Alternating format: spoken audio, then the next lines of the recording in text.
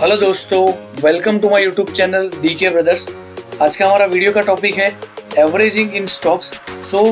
लोग स्टॉक्स में कैसे एवरेजिंग करते हैं उसके बारे में मैंने डिटेल में वीडियो बनाया है। अगर आप मेरी चैनल पे नए हो तो चैनल डीके ब्रदर्स को सब्सक्राइब करो। ऐसे इंफॉर्मेटिव वीडियो मेरे चैनल पे आपको मिलते रहेंगे। सबसे पहले हम सब जानते हैं कि स्टॉक्स जो है वो always up and down movement करता है। उसके बेस पे आप कहीं ना कहीं बाय करते हो, उसके बाद वो माइनस जाता है, अगेन अप जाता है, डाउन जाता है। तो हम जब अपर वैल्यू पे बाय करते हैं फिर वो डाउन जाता है तो हमको हमारा पोर्टफोलियो में दिखता है कि वो कहीं ना कहीं लॉस दिखा रहा है। फिर हम बाय नहीं करते, अगेन वो बढ़ता है, तब हमारी जो बाइंग वैल्यू है वहाँ पे आके फिर रुकता है। कहीं ना कहीं हम यहाँ पे मिस करते हैं कि मैं जो लोअर वैल्यू है उसमें बाय कर लिया होता तो मेरी जो इंक्रीजिंग वैल्यू है उसमें मुझे अच्छा खासा प्रॉफिट मिल सकता है। Sometime we have purchase with higher value and वो डाउनफॉल करता है, बट इन सम सिचुएशंस हम उसको होल्ड करते हैं और हम अवॉइड करते हैं कि हमारा ज़्यादातर लॉस ना हो। अगर हम अच्छी कंपनी के शेयर बाय कर दें तो उस केस में अगर डाउनफॉल भी है तो उसके केस में हमको सेल नहीं करता है, but we will make an averaging of the stock, so that is beneficial to us. आज के वीडियो में हम देखने वाले हैं what is averaging, how is that works and when should we do the averagings. सबसे पहले मैं आपको एवरेजिंग का मीनिंग समझाऊंगा। If we value of the purchase share will downfall and instead of the selling we will buy an additional shares with the decreased value to lower the buying price. This is called averagings. Means हमने जो share को purchase किया है उसके down में जब value जाती है तब हम और परचेज करते हैं और मेक एन एवरेज। पहले की जो वैल्यू थी उसके अगेंस्ट में हम दूसरा स्टॉक एडिशनल करते हैं। इसको हम एवरेज बोलते हैं। मैं इसको एग्जाम्पल के तौर पर आपको समझाने वाला हूँ।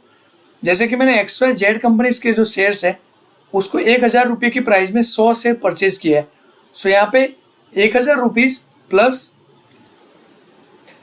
100 क्वांटिटी है, मीन्स यहाँ पे मेरा परचेज वैल्यू जो है वो 1 लाख रुपीज़ है। अभी क्या होता है, वो शेयर की प्राइस डाउन होती है और 1000 की रुपीज़ 900 रुपीज़ हो जाती है। तो मैं अगेन वो 100 शेयर को परचेज करता हूँ। तो यहाँ पे मैं 100 रुपीज़ का मुझे पर शेयर पे लॉस है, तो 100 इंटू 100 करूँगा तो 10,000 रुपीज़ का मुझे यहाँ पे लॉस दिखाई देगा मेरे पोर्टफोलियो में। आइडियली अगर मैं देखा जाऊँ तो इसमें मैंने कोई लॉस नहीं किया है, जस्ट मुझे ये डैशबोर्ड पे मेरा लॉस दिख रहा है। जब तक मैं इस स्टॉक को सेल नहीं करता हूँ मैं कंसिडर करता हूँ कि मैं कोई लॉस में नहीं हूँ।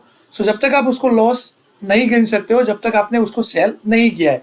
अभी 900 रुपये के प्राइस में मैं उसको परचेज करता हूँ 1000 की जगह पे। तो इसमें क्या है, आपको एवरेजिंग के लिए 3 ऑप्शंस है कि आप अगर डर के मारे जो भी प्राइस है उसमें आप सेल कर देते हो कि मेरे को इससे ज़्यादा लॉस ना हो, इतना लॉस मैं बियर नहीं कर सकता हूँ तो मैं सेल कर देता हूँ।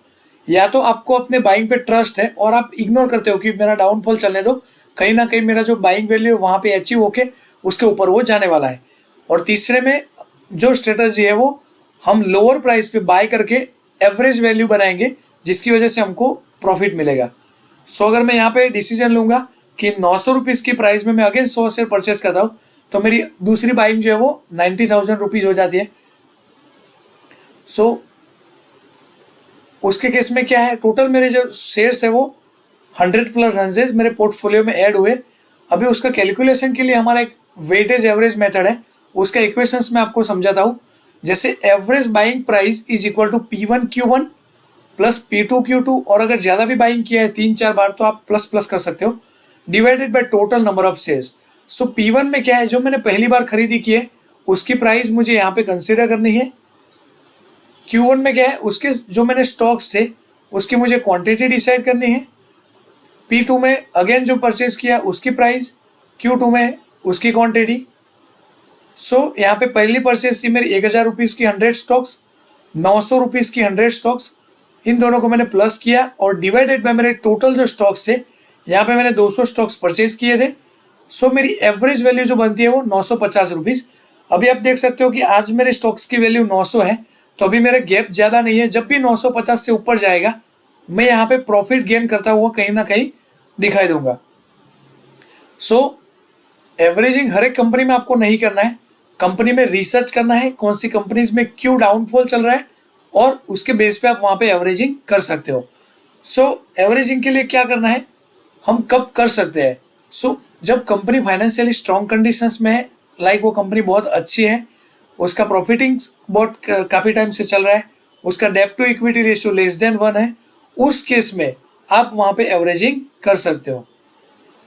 अभी हम देख रहे हैं कि किसी केस में जब लोअर स्टॉक्स ऑब्जर्व होता है तो उस केस में आपको क्या करना है, कंपनी के जो क्वार्टरली रिजल्ट्स हैं और कुछ अदर्स इश्यू है, जैसे फाइनेंशियल कंडीशंस में कुछ इश्यू है, कुछ लीगल इश्यूज है या कुछ प्रोग्रेस को लेके इश्यूज है, तो उस केस में आपको क्या है, वहां पे कहीं ना कहीं लोअर वैल्यू दिखाई देगी।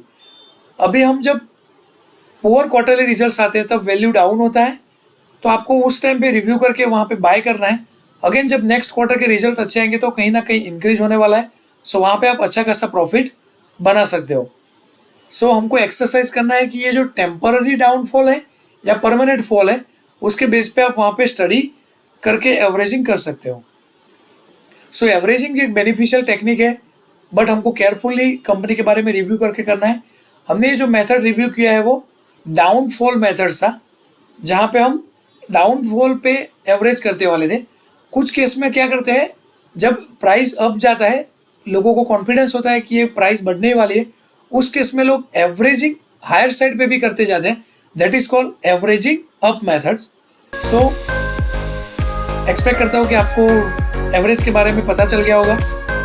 Thank you for watching the video. अगर आपको कुछ भी डाउट है तो वीडियो के नीचे कमेंट कीजिए, मेरी चैनल डीके ब्रदर्स को सब्सक्राइब कीजिए और बेल आइकन को नोटिफिकेशंस आपको आता रहेगा।